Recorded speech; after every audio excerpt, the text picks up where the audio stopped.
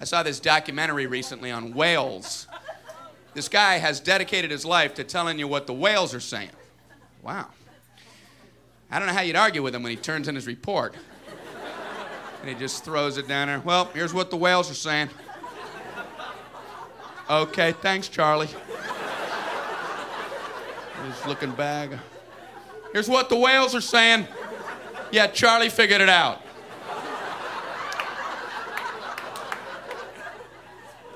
They show how he does it. He's out on a ship, he's got a pencil, and he deciphers the whale noises as he hears them. You know, he'll hear like,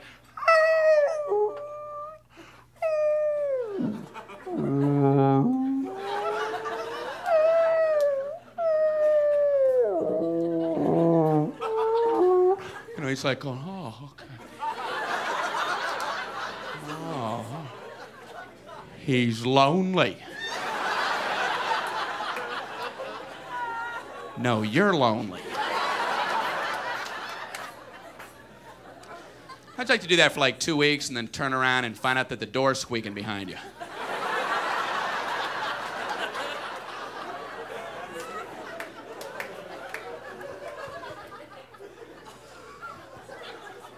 How do you grow up normal?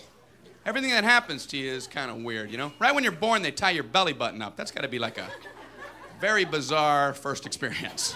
You know, you come out, whoa, what is that? It doesn't come out like that, I guess. I always figured doctors have to tie that. I always wondered if doctors ever try to break their own records like those rodeo cowboys, you know?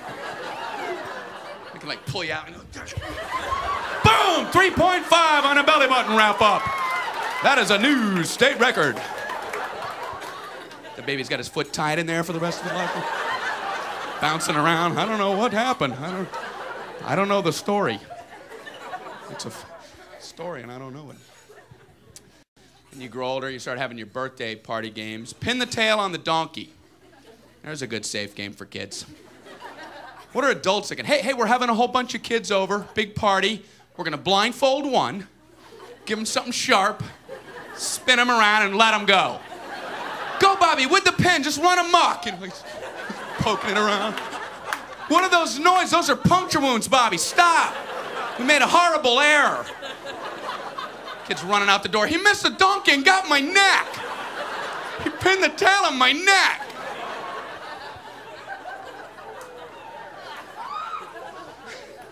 Then there was musical chairs.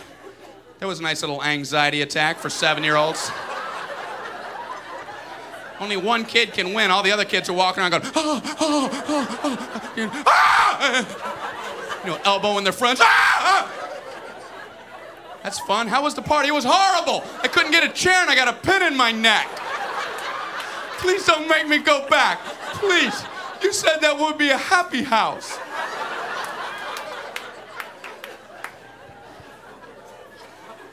Musical chairs.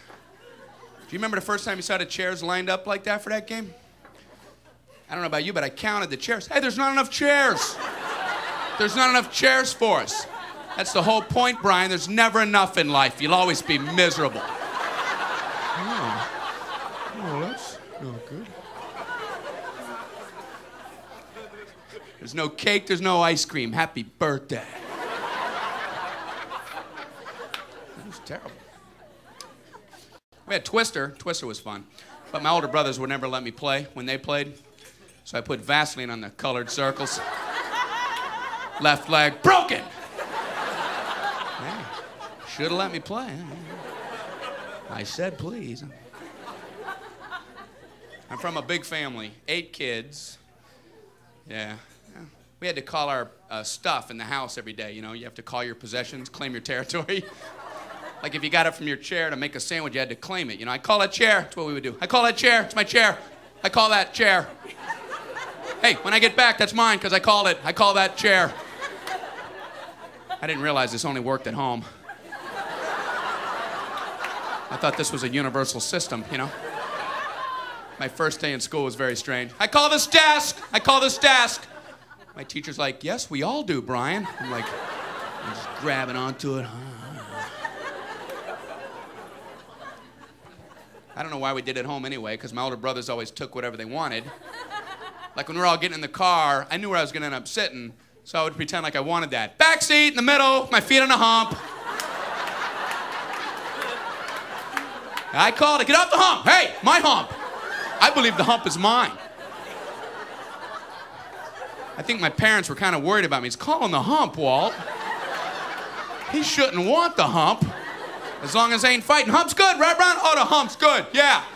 You like the hump. I love the hump. I'm the hump boy. I'm riding a hump to Disney World. We would go on vacation in our station wagon.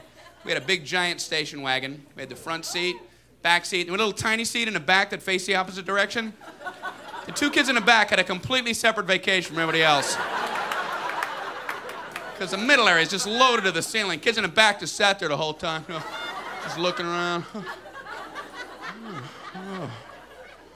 I wonder what all these signs say.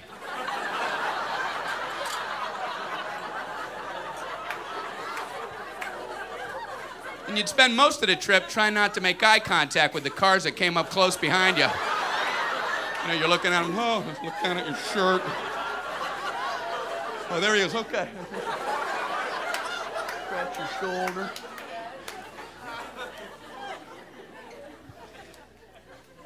My parents are great. They always wanted us to experience different things. Like all the other kids went to school on their bikes, and my dad made me go to school on a pogo stick. Anybody else have? Did anybody else have? I was always late, you know, because I had a basket on there. I have to keep stopping to get the books.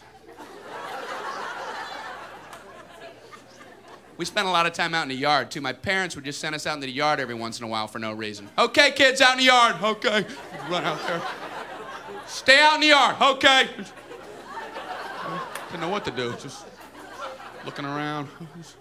What'd you guys do yesterday? Ooh, we just stayed out in the yard. We just stayed out there. Stayed out in the yard. You find stuff to do, though. Anything can end up being a toy for a kid, including the sun. We used to try to see how long we could stare at the sun without stopping. I don't recommend this. But I remember we did it. I remember my brothers going, okay, Brian, record's 5. Record's 5. Ready? Ready? Go. 1, 2, 3, 4, 5, 6. Yeah! Yeah, I got 6. I got 6. I got 6 at the sun stare. My parents are like, hey, Brian, don't do that. Yeah, it's just about to stop. Just about to find another activity. That's not a good activity. That's what we were supposed to come up with. That's the language my mom used with us, you know. We're 4 years old. Come up with a good activity. You know, we're like sitting in mud. Is this a good activity? Activity? One of our activities was making bike ramps out in the street, because that's where all the cars are. You put a cement block out in the middle of the road, you angle a piece of wood up to it, and the object was for one kid to get on his bike, ride as fast as he could, and see how high he could go. And that's as far as we planned. It wasn't until the first kid was like flipping in the air. What happens now? We don't know. He'd hit a mailbox. We had a bunch of 9-year-old paramedics running up. We didn't know what to do. We get up there. Oh, get some leaves. You do what you can. Hey, that was the easy part. The hard part was being the kid that got sent in first to calm mom down before you dragged in the actual banged up brother. You'd have to be the point man, you know? Go tell mom. Oh, no. It's your turn. Oh. So you'd have to run in. Hey, mom. Oh, okay. Everything's fine. You know, she bought that, yeah. Everything's fine. I just want to run in at full speed and, you know, say hi and okay, so, oh, you know Kevin. Oh, okay, of course, okay. Well, you know how, like, his right arm, usually it bends, usually it would bend like that. Okay, it's not bending like that right now. And it's no big deal because we already looked at it, but we were thinking, since you said that you had to go get milk later anyway, So we were thinking since you have to go anyway, then we were all thinking if when you go, if you just might want to take him to the hospital.